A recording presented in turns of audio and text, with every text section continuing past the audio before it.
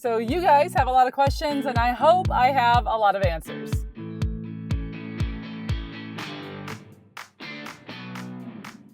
Hey guys, welcome back to the channel. This week I'm going to actually piggyback on last week's video, and I'm going to answer specific questions that came up this week after folks were listening to and thinking about the SSR Sustained Silent Reading Program that I talked about last week. So if you didn't see last week's video, I'm going to stop you right there, and I'm going to send you down there to click and watch that video first, because this week's video will make a lot more sense once you've watched that one. All right, so I heard from you guys here on the YouTube comments and on the blog and email and social media. I got too many channels to keep track of. So I actually squished together the issues or concerns or questions that came up into 8 of them. So I'm not going to name drop you specifically, but hopefully you'll recognize your question if you sent me one and I was like, I'll get to it this week. If you're one of those people, hopefully I've addressed you in today's video. And if not, if your question still isn't answered, by all means, just message me on one of those places and I'll just keep trying until I answer every question. All right, so I actually wrote out my 8 questions. Let's jump in. So the first one is basically the idea, there's no way that my kids can sit and read for 45 minutes. I can't even get them to sit for 10 minutes, people are saying. So how do you keep distracted kids engaged in reading when they don't like reading and don't think of themselves as readers? So a couple different approaches here help. One is mindset for us, the grown-ups.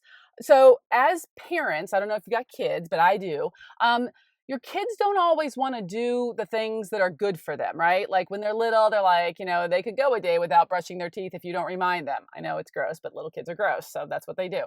Or they don't want to go to bed at a certain time, even though they totally need to get their sleep or they're going to be a mess in the morning.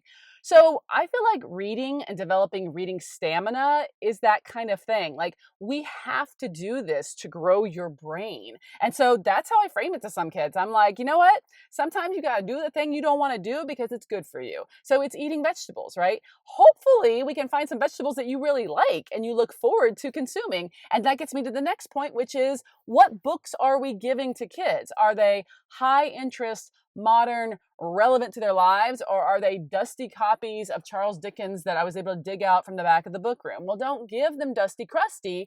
Give them something really compelling, something they can't put down.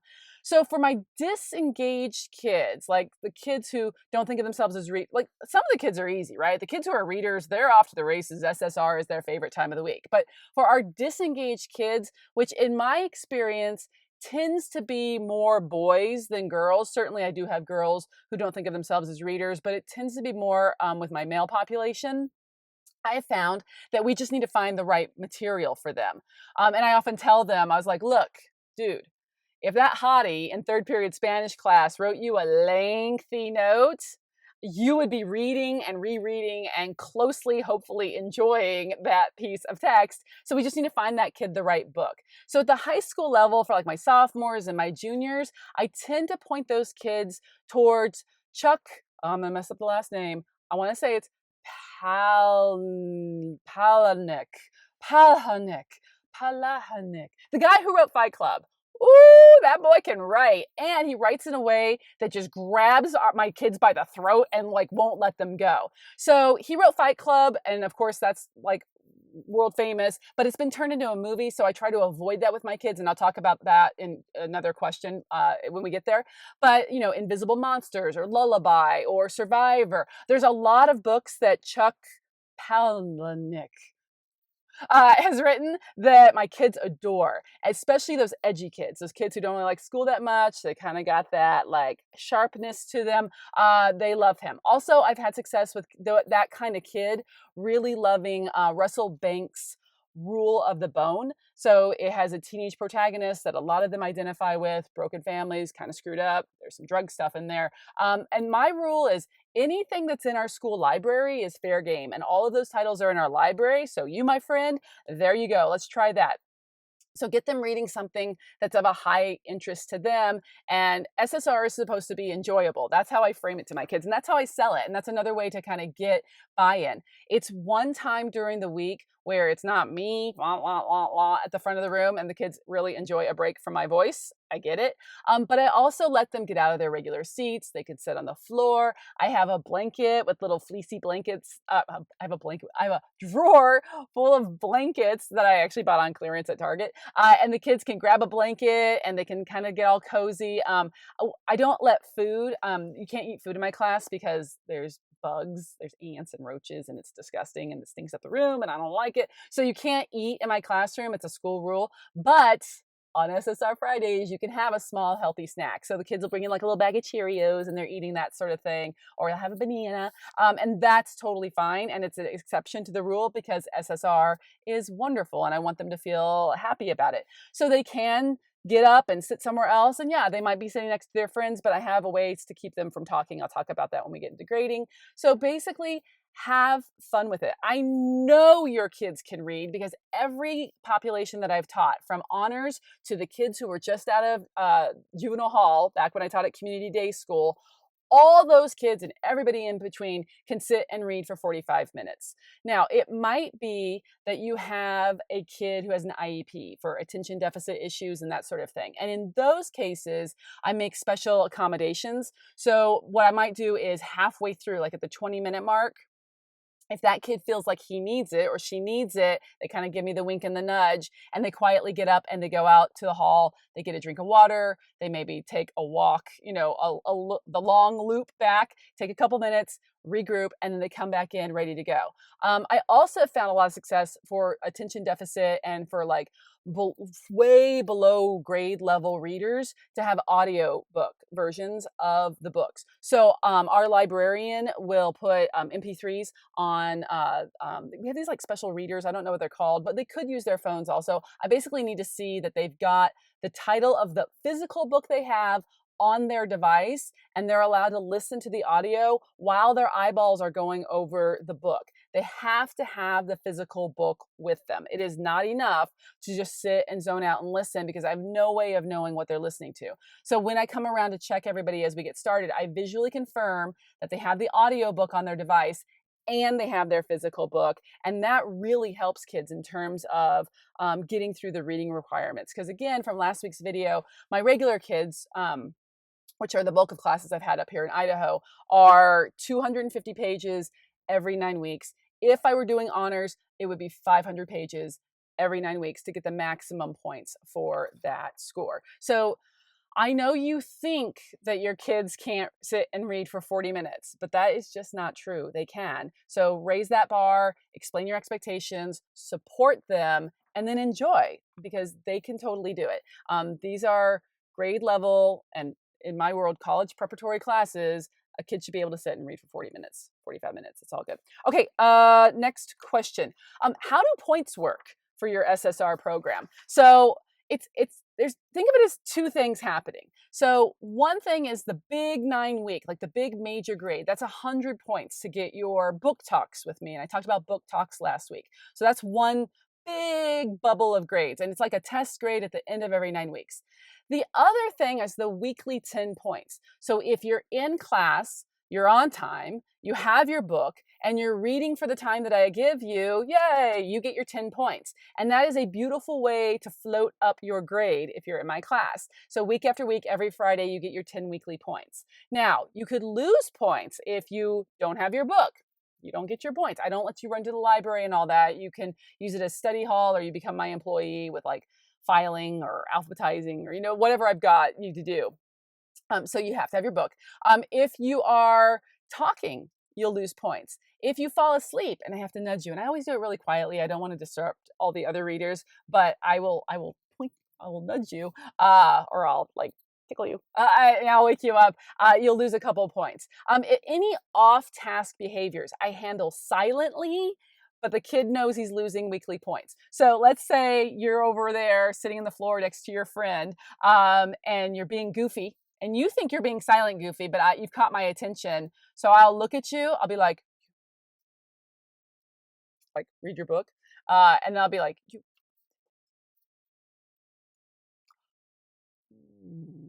and I take away the points in the grade book. And so the kids will see that. And then on our online grade book, there's a place for me to put reason why. And so like if you get a 7 out of 10 on an SSR reading, I'll be like, you fell asleep.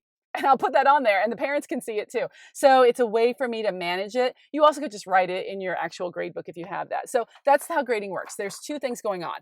Big old 100 points and weekly 10 points. Kids want them all as we go. Okay, that was my next question. What happens if a kid falls asleep? You wake them up. Like you nudge them. And it happens. The kids are, a lot of my students are sleep deprived, keeping it real. Like, I don't know how late they're up or what they're doing, but sometimes they'll email me at 2 a.m. with a question about homework or an assignment or just random stuff. And I'm like, why are you up? So our kids aren't sleeping. And then there's a quiet 40 minutes. They might nod off. So you just nudge them. Hopefully it happens only occasionally. If it's chronic, if there's somebody who's falling asleep every single SSR Friday, I'm going to call home. I'm going to like check in on them and their health and make sure they're okay. Okay, I'm opening the door. It is so hot here. I know it's supposed to be autumn and cooling off. I don't care. If you hear noise, it's so hot and I don't want to run the engine. So, oh my gosh. Okay, number 4. What about books? And that's why. All right, what about books turned into movies? So if you got the form that I had linked last week, you'll see that I have an exception for that. I try to discourage kids from book talking books that have been films because it's really easy for them to fake it and just tell me about the film.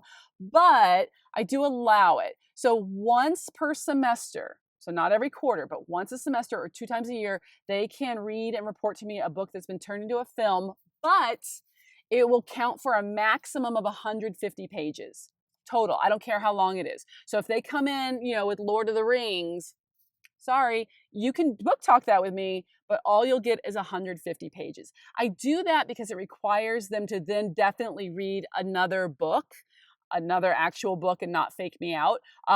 So there you go. But sometimes, there's a book that everybody wants to read that's turning into a movie, and I don't want to discourage that. I don't want to say, no, you can't. There's a lot of great books out there that have been turned into films or even TV shows. So I want to encourage them to do that because they're interested in it, but I don't want them reading only books that have turned into films because that's not so cool with me. Okay, next question. Question number 5. Sorry, there's like traffic. Question number 5. How do you handle e-readers like Kindles or books on overdrive that kids want to read? I don't allow them. So I know this makes me a Luddite. I get it. They're all Wi-Fi enabled. There's no way for me to manage 34 kids and all of their various devices and make sure that they're staying on point with reading when it would be really, really simple and easy for them to slip into other apps. So I've just decided I'm going to rock it old school. And that's why I tell them, hey kids, we rock it old school around here. You're going to read an actual book. And during book talks, they have to have the book with them in order to do the report with me because I thumb through it. And I tried it with Kindles one year and it was awful. Like it was just not for me. So again, I have to make policies that work for me in terms of like efficiency and management on my end of things. And so that's where e-readers are. You might love them. That's cool. That's great. You could do that extra, but not for SSR. I need a physical book with you. Okay, next question, number 6. What happens if a kid book talks an entire year's worth of pages in the first 9 weeks? Well, you, my friend, you have yourself a super reader on your hands. And every year I have 1 or 2 of these kids who are able to, I'd say by Thanksgiving, which is late November. By late November, they've got all of their pages recorded for the entire year. Yay on them. Some kids read for fun. Some kids don't zone out on YouTube all the time or binge on Netflix. They binge on books. And so those kids are my kind of people. And so they'll come in and I encourage them, book talk all those books, and they fill up their account. And then on the deadline day, I just look at their paperwork. I scoop out the next 250 or the next 500 pages worth of points that they need for the gradebook credit, and they're good to go. So after they've book talked with me, so let's say it's a regular class, it'd be 250 pages every 9 weeks. So the kids read and reported 1,000 pages worth of books to me. Awesome. I have it on account. Then he or she doesn't need to book talk with me anymore. They just keep reading because we're lifelong readers, and that's awesome. And the kid likes reading anyway. And they need to get their weekly 10 points for their Friday score. So they just keep working on their Friday score, but they don't have to worry about getting in with me to get a book talk appointment. So that's rare and beautiful thing, but it will happen. There will be super readers who just bang through it. Okay, number 7. What's up with abandoning a book on the deadline? Can they report on a partially completed book and then finish it later for the next quarter's assignment? Okay, so no, they can't do that in my world. Look, you can run the program any way you want. So if you want to let kids do that and you want to manage it, great. That doesn't bother me. That's fine by me. But for me, I don't allow them to do that because I want them to finish a book. So in the assignment sheet, you'll see that there's like a little loophole I've left in there where kids can abandon a book between pages 25 and 50. I want them to read at least 25 pages, give a book a chance. But if after 25 pages you're not feeling it, you'll bring the book to me and we'll talk about just those first 25 pages, and then we'll get you into a book that's better fit for you. On the other end, it's 50 pages is the cap. If you've been reading to 50 pages, once you start page 51, you're committed to that book. So the window to abandon is 25 to 50 pages. Come see me anywhere in there and we'll get you credit for those books. After 50 pages, you, my friend, are reading that entire book, and you have to finish the book by the 9-week deadline. I don't allow kids to do book talks on partially completed books, like get those pages now and then finish those pages for the next quarter. It's a management problem on my end, and I want them to read and meet the deadline. I don't want them to settle for a D+ on the assignment. I want them to really hunker down and read. I don't give a ton of homework in my classes. A lot of my homework is if we're reading a novel, finish that chapter so we can work with the text tomorrow in class. But other times when we're not on a novel, and I don't do a ton of novels anymore, honestly, only like one per semester. Maybe I'll talk about that in another video. That was a decision. But most of the time, if we have writing work or we're doing small pieces, the homework is read your SSR book. That doesn't mean no homework. That means read your SSR book. And that's what I tell my kids. So they have to finish the book by the deadline date in order to get credit for the assignment. And then the last question that came through is number 8. What if a kid just keeps abandoning book after book after book and never actually connects or finishes a book?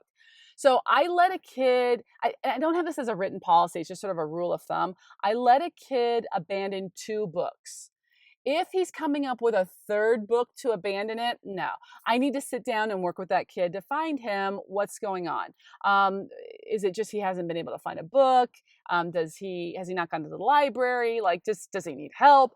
Let me sit down and spend a little more time with this kid and figure out what's going on, because you can't just read 25 pages, 25 pages, 25 pages, and do that 10 times to get the credit. It's not going to work. And it goes against the spirit of what I'm trying to build with SSR. So I want the kids to find something great. They're supposed to love SSR, or at least mildly tolerate it. So I need that time for management, and I need that excitement for them to care about text and become better readers. All right, that is it for my Q&A. Basically, I love SSR. I know it's valuable for them and for us as the teachers. When I first moved up here to Idaho, the school was on a A-B block, and it threw me off my game when I started. And the school year up here in Idaho is actually shorter, like 2 weeks shorter than it is in California, just because of the way the state funding is. That blows my mind. That's a different topic for a different day. But the school year is shorter. And then I had the block, and I was looking at everything that I had to get in for the Common Core standards. It's I can't do it. So I actually decided, foolishly as it turns out, not to have SSR on the block for that first semester.